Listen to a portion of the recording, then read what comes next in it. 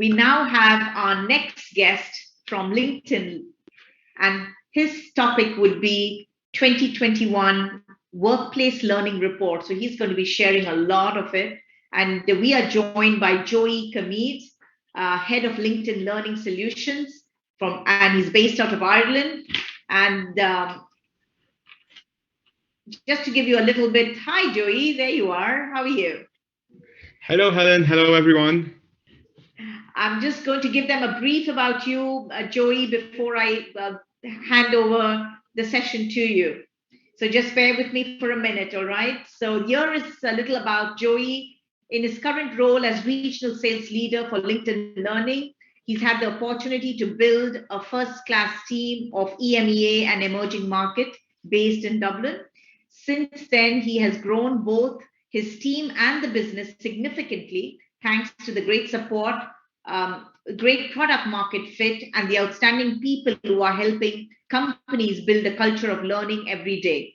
During his 6 years at LinkedIn, he had the opportunity to work across two of LinkedIn's core business lines, which are talent and learning, and alongside the most inspiring world-class people. Fantastic, Joey. Great to have you. Thank you, Helen, for this introduction. And we're very honored to present for the second time at the HRM Summit for this year. And amazing work, Helen, for organizing all this. I'm aware how difficult it is nowadays to do events. I was hoping that we do it face-to-face, but hopefully next year this will happen and see everyone face-to-face. Fingers crossed. Finger crossed. I could see already the light out of the tunnel. Absolutely. So take it away, Joey. Thank you so much again for being with us, and we can't wait to listen to what you have to say with the report. It will be really interesting for our audience and great takeaways, I'm sure. So go ahead.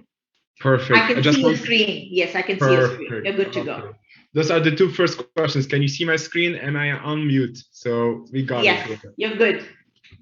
Awesome. So hello, everyone. Today's session will be discussing about the 2021 Workplace Report.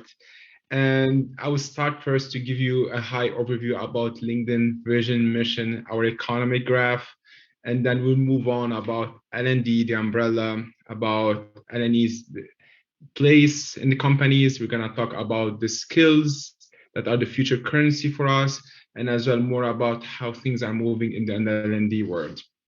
To start with, I would like to share our vision at LinkedIn, which is to create an economic opportunity for every member of our global workforce. So in that way, we want to be everyone connected with each other and to find their dream job through our platform. When we talk about vision, how we can accomplish this vision is by going through our mission, which is technically to connect every work professionals to make them more productive and successful through this platform. And then moving forward, I would like to share with you some insights about LinkedIn as a platform, that you have over around 750 million members, around 57 million companies. And you can see we have 50 million jobs. And our recent studies showed that every minute there are 3 people who find their job through LinkedIn. So just imagine by the time we finish this presentation today, how many people they found their job through this platform. And nowadays, skills are the key and essence for every human being to be successful at the job or through their career. So skills is something innovative, and people are looking forward to see how they can upskill themselves and move forward. One insight I would like to share with you today is that across the Middle East and Africa, we have around 39 million members on LinkedIn. And mainly if you look at Saudi Arabia, we have around 4 million. If you look at UAE, we have around 4 million members as well. So one slide just before we jump into the workplace, I would like to share with you some insights as well. So if you look here at LinkedIn, so by end of 2015, LinkedIn acquired a company called lynda.com, which now we rebranded to LinkedIn Learning, one of the pioneers platform when it comes to learning. And then by 2016, LinkedIn got acquired by Microsoft. And then by 2018, LinkedIn acquired Glint, which is an engagement platform where we do surveys. What I'm sharing with you this, so this goes all with our expand talent, our economic graph, how we can support companies and employees to plan to hire the best talents, and most importantly, how we can develop them, invest in them to set them up for success and to become the future leaders at our organizations. So now we're jumping to our 5th annual workplace learning report, where we'll be talking about skill building in the new world of work and as well about L&D departments. So today, what we're gonna cover specifically, the first topic will be the state of the L&D industry, how we can keep our seat as L&D people at the C-suite table. The second part will be talking about the power of skills for the new world, which I shared already. Skills are becoming the new currency. And the third part about learner engagement and hybrid workplace. Nowadays, many companies are moving to hybrid, to remote work, how we can keep the culture for the companies and how we can keep them engaged while doing trainings on this social platform. So we're gonna start with the first part, which is the state of the L&D industry and how we can keep our seat as L&D people and HR people on the table. So I would like to start with and share with you some stats. So the role of L&D has become more and more important, especially during COVID time. And it's something that moved from nice to have to must to have. So this is through the survey that we received. Around 64% of L&D professionals globally agreed on this terminology, where something they felt the department was nice to have it from must to have. And I would like to share with you that all the percentage that are shared today are global percentage, not region specific, unless I would mention that. So if you look prior to COVID time, at early COVID time, L&D was 21st, was existing 24% on the executive table. And we've seen this more than doubling by June 2020 and March 2021, where we gained access to the C-level shareholder seats because skills engagement training became a must in companies to overcome the pandemic and the challenges that we're currently facing. What does that mean? That means our role became more and more strategic. And as we can see from this stat, that around 66 people felt that the role became more about rebuilding and reshaping the organization for the future. Because we've seen a lot of transformation, a lot of restructure, a lot of change management, dealing with uncertainties during the pandemic. So the structure of the company did change. And when we find change, how we can overcome those things is by focusing on our employees, training them, investing in their skills to adapt with the new norms. And what does that mean? It means that our CEO, they're prioritizing learning more than any time before. And from our percentage, it shows prior to COVID, 27% of the CEOs were pioneers and speaking about learning. By June 2020, this went up to 70%. Yes, we've witnessed a small decrease by March 2021, but we're getting to the norm where it should normally be.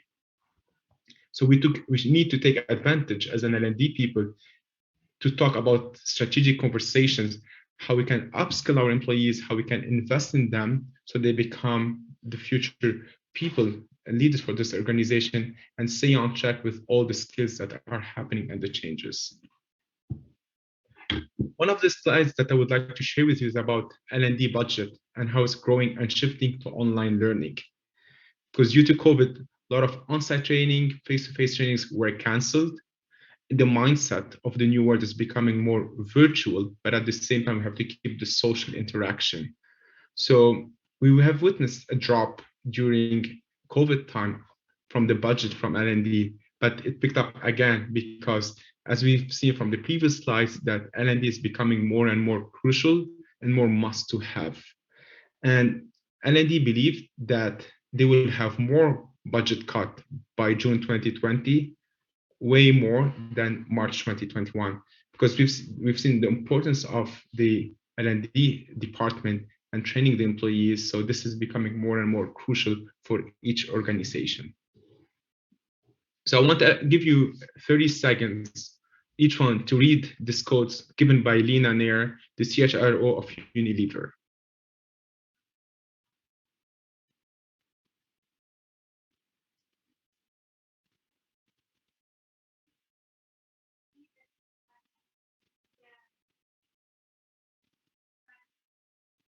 What does that mean?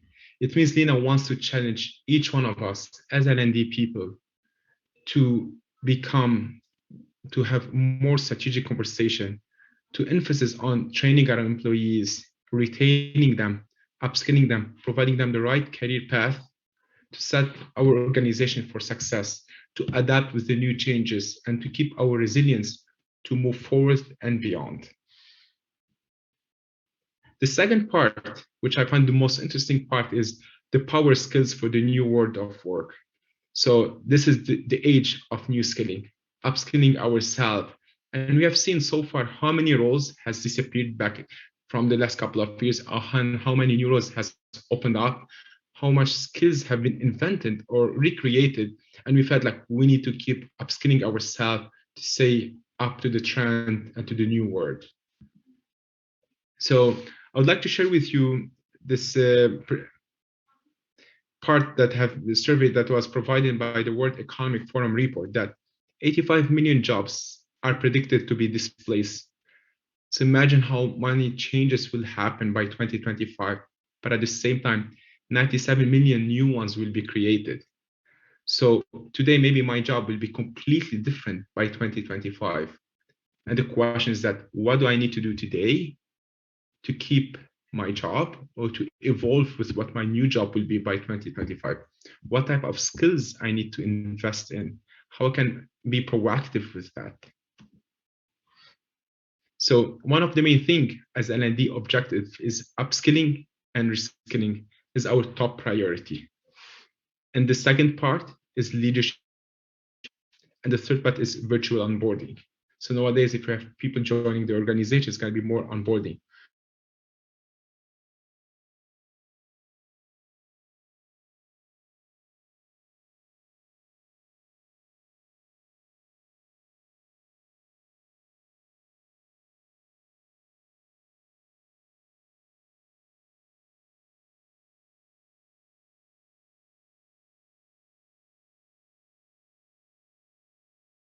All our managers, like the manager of each department, by driving employee learnings. So by having the buy-in of every leader, that learning is important and they have to follow up with their employees on this part. The second part is using our internal tools to identify the skill gaps that each employee and each department has. Because nowadays you could have in the same team different employees that have different skill gaps. Some person could have communication, the other Excel, the other one about presentation or leadership.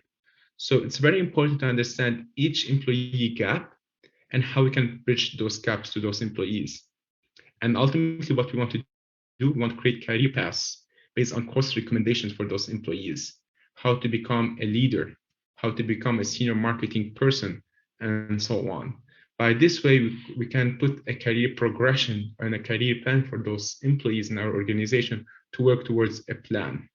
And the most important part is to get feedback and understand how we can build those skills and aligning our programs with our business strategy. So what is the goal for the company? How we can reach there, through which methodology, and what type of skills are needed to get to this ultimate goal. I would like to flag here, which are very essential as our roles as a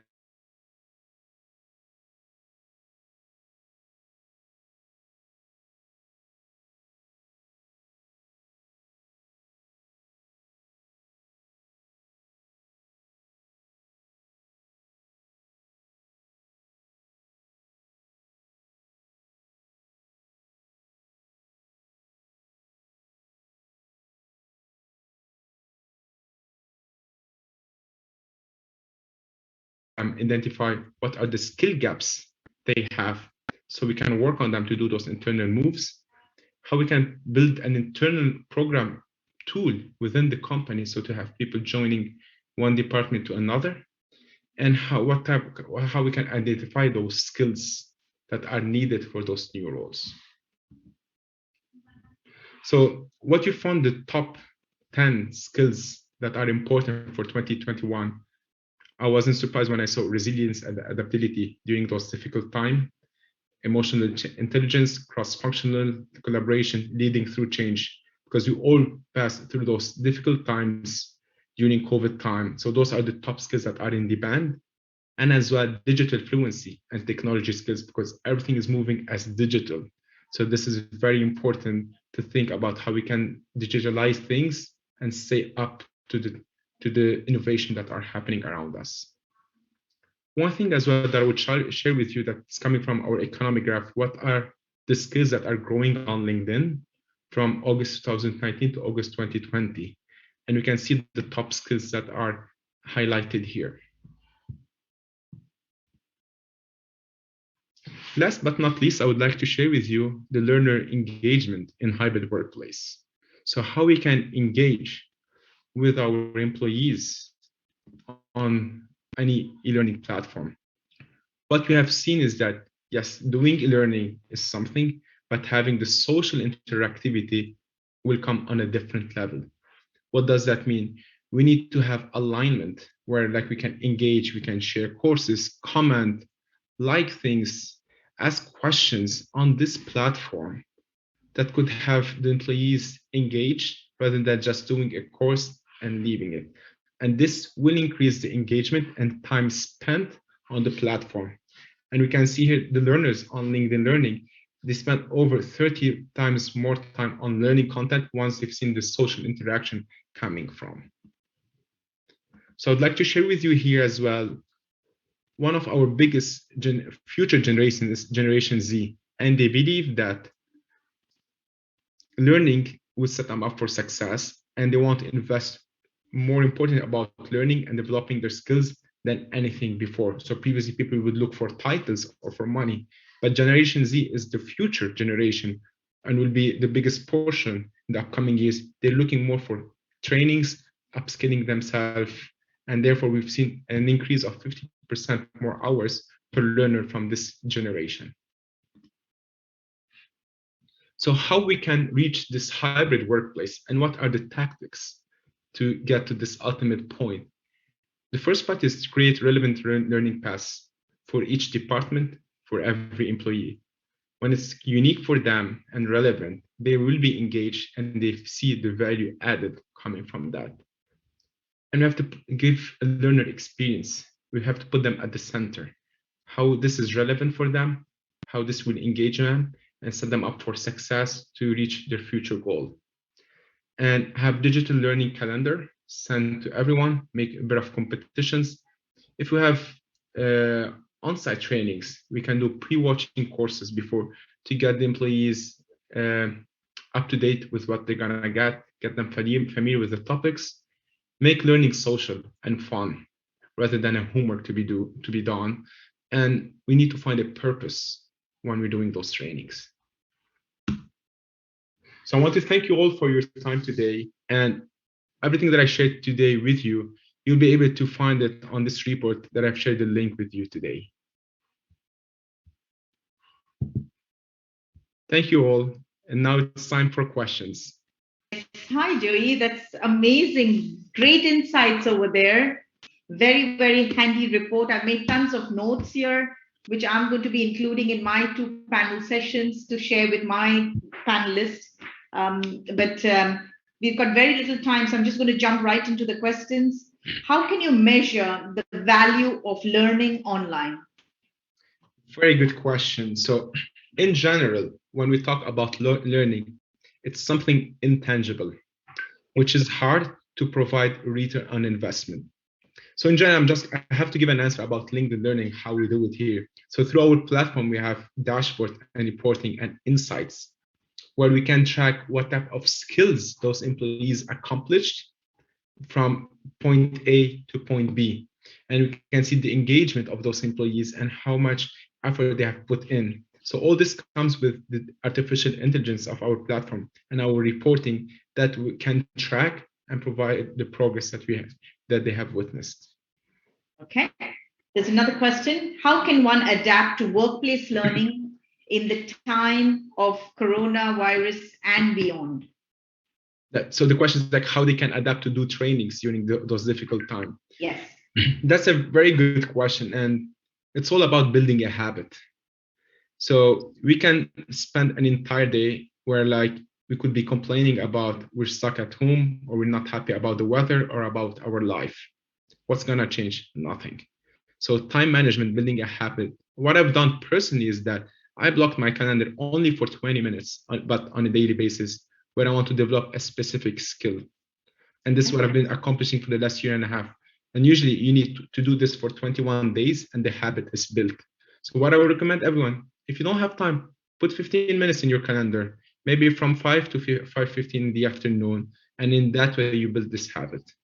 Right. And stay consistent. Yes, absolutely right. It becomes a habit. Very true. One more question. What are the top 5 trends in soft skills? Sorry, I couldn't get the last word. What are the top 5 trends in soft skills? Definitely. So one I have to share with you, just give me a second, because sure. one of the top ones, which was on the top 10. Give me a second. So the top one was creativity. So creativity is the top from the skills on the soft skills. The second one will be time management. The third one will be emotional intelligence. And there will be many other things. So I have on top of my mind those 3, but they keep changing. But creativity is one of the most one. I think second one, time management, because everybody's now finding it difficult between work-life balance, having to work from home, because it seems like a 24-hour job, and it's difficult. You don't keep a track of day or night, and you're on call 24/7. So having that work-life balance is a real challenge today. Correct. In these times. Correct. So yeah, so it fits in very well. I thought it would be the first, but no, it's still second, so it's great. One last question before you go, Joey. What is the future of skills and workplace learning? How is Do you think it's going to stay, or is it just a phase that we're going through, and then people will go back to having real-time, face-to-face, the touch and the feel of having to connect with your trainer or your facilitator? I mean, people are missing that real-time feel. Definitely. So what do you think? Very good question. I believe it's going to be a hybrid workplace. It's going to be mixed. And the way I see it's like the rule of 70-20-10, which is going to be 70% on online learnings, 20% on-site trainings, and 10% you send them outside the office where they attend universities and certificate and so on. So it's going to be the mix of everything. So e-learning is not here to replace anything, and vice versa. So, but nowadays people are more aware about the meaning of trainings and upskilling, because they've seen how jobs are evolving. So by any means, training is important. Investing yourself is key for the future and setting up for your success. Sure. I remember there was a time when, because we are in the training space, people were not receptive to online training. They felt, oh, it's not going to bring people any value. But times have changed. We have evolved, and now it's moving towards online. And I think the flexibility, that's another, that's a great added advantage. And cost saving. You don't have to travel. You don't have to kind of go from one place to another. No airfares, no time. You can be there wherever you are, and just make, like I rightly said, set a time to have some learning of some sorts regularly. Make that a habit, and it then it just stays with you like the DNA, right? So on that note, thank you, Joey, for your time. Appreciate the report. I'm so glad you got to share that with us at the HRM Summit, and I'm sure our viewers are taking a lot of benefit from it. Definitely.